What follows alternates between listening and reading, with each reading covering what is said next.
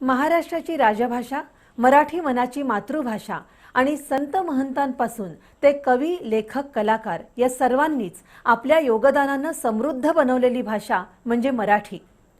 जगभरातील सुमारे 11 कोटी लोक आजही मराठी भाषा बोलतात। मराठी साहित्य, संगीत, नाट्य, कला यांनी जगमान्यता मिळवली आहे, तर भारतात सर्वाधिक बोलल्या जाणाऱ्या भाषांमध्ये मराठी 4थ्या क्रमांकावर आहे। भ्रमणध्वनीसह सर्व संपर्क माध्यमांमध्ये मराठीचं स्थान अबाधित आहे। तरीही मराठी माणसातून मराठी भाषा हद्दपार होण्याची भीती वारंवार व्यक्त होते। मराठी भाषेवर होणारी आक्रमणे, तिची उपेक्षा यावर चिंता आणि चिंतन करण्याची वेळ येऊन ठेपली आहे। अमृतातेही पैजा जिंकणाऱ्या, कधी मायेच्या हळुवार भावनेने मोहरून टाकणाऱ्या, तर प्रसंगी कर्तव्य कठोर असल्याची जाणीव करून देणाऱ्या मराठीच्या संवर्धनासाठी आणि संरक्षणासाठी गरज आहे ती मराठी भाषेचा अधिकाधिक वापर करण्याची। कविवर्य कुसुमाग्रज यांच्या जन्मदिनानिमित्त 27 फेब्रुवारी हा दिवस जागतिक मराठी भाषा दिन म्हणून साजरा केला जातो। या निमित्ताने माय मराठी भाषेची महती सांगणारे हे वृत्त। मानवाला ईश्वराकडून मिळालेलं वरदान म्हणजे संवाद, आणि संवादासाठी माध्यम असते भाषा। भाषा म्हणजे केवळ शब्दांचा समूह नव्हे, भाषा असते प्रकट होण्याचं माध्यम। व्यक्तीला किंवा समूहाला एकत्र आणते, जोडते ती भाषा। ज्ञान, भावभावना, कलाविष्कार, ध्वनी, अभिव्यक्ती, इतिहास, संस्कृती यांचं मूर्तरूप आकारास येतं भाषेमुळं। समाजाचं संचित पुढच्या पिढीपर्यंत पोहोचवणारी, अभिव्यक्त होण्यासाठी गरज असणारी, इतिहास, वर्तमान आणि भविष्य यांना शब्दबद्ध करणारी भाषा अत्यंत महत्त्वाची आहे। त्यातही मराठी माणसाची मातृभाषा असलेल्या मराठीला प्रचंड मोठा इतिहास आणि परंपरा आहे। माझ्या मराठीची बोल कौतुके, परी अमृतातेही पैजा जिंके अशा शब्दात मराठीची महती स्पष्ट करत संत ज्ञानेश्वर, तुकाराम, एकनाथ, नामदेव अशा संतांपासून ते अगदी विद्रोही साहित्यिकांपर्यंत मराठी भाषेचा प्रवास चिरंतन प्रवाही बनलाय। आम्हा घरी धन शब्दांचीच रत्ने, शब्दांचीच शस्त्रे यत्ने करू असं म्हणणाऱ्या संत तुकारामांपासून ते अनंत आमुची ध्येयासक्ती अशी आकाशाला गवसणी घालणारी हाक देणाऱ्या कवी कुसुमाग्रज यांच्यापर्यंत मराठीची प्रेमळ साथ प्रत्येक संवेदनशील मनाला सुखावून गेली।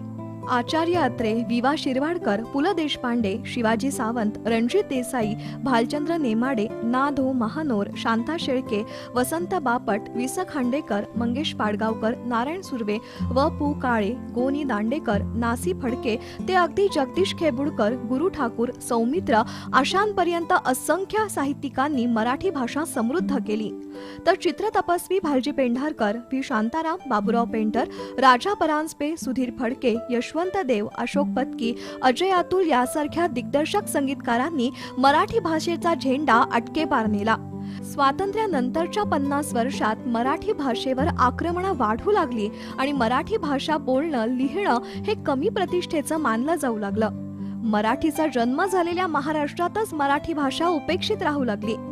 आज इंग्रजी माध्यमातील शाळा विद्यार्थ्यांना खेचून घेत आहेत। हिंदी भाषेचा तर बडेजावासाठी वापर होऊ लागलाय।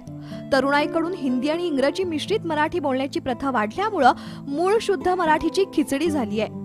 अलीकडच्या काळात संपर्क माध्यमांचा वापर प्रचंड वाढलाय, पण तिथंही मराठीवर आक्रमण होत होतं। पण तरीही काही जण मात्र आवर्जून फेसबुक, व्हॉट्सअप, युट्यूबवर मराठी भाषेतील गीतं, कविता, चारोळ्या आणि लिखाण ठेवून जगभर मराठीचा प्रसार करतायत।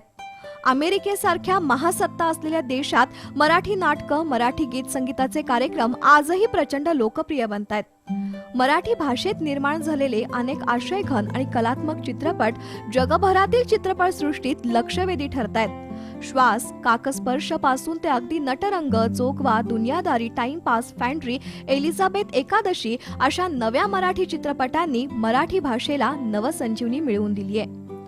जगाची खिडकी खुली करणारी इंग्रजी आणि देशाला जोडणारी हिंदी ही भाषा महत्त्वपूर्ण आहेच, मात्र आपली मातृभाषा म्हणून आपण मराठीचा वापर किती करतो याचं चिंतन करण्याची आता वेळ आली आहे। आपल्या व्यवहारात, रोजच्या जीवनात मराठीचा वापर करून आपण मराठी भाषा समृद्ध करू शकतो। न्यायालय, बँका, शासकीय कार्यालय यामध्ये मराठीचाच वापर झाला पाहिजे। आई वडिलांनी मुलांना मराठीची गोडी लागावी याबाबत जाणीवपूर्वक प्रयत्न केले पाहिजेत. मराठी बोलणं, मराठी ऐकणं आणि मराठी चित्रपट, नाट्य पाहणं, मराठी साहित्याचा अभ्यास करणं अशा आचरणातून आपण मराठी माणूस म्हणून या भाषेला न्याय देऊ शकतो.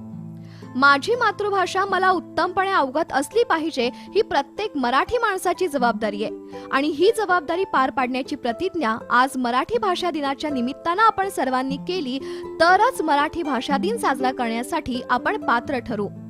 मी मराठीचा आणि मराठी माझी हे तत्व जर आपण विसरलो तर पुढच्या 50 वर्षांनंतर भारतात महाराष्ट्र असेल पण महाराष्ट्रात मराठी नसेल.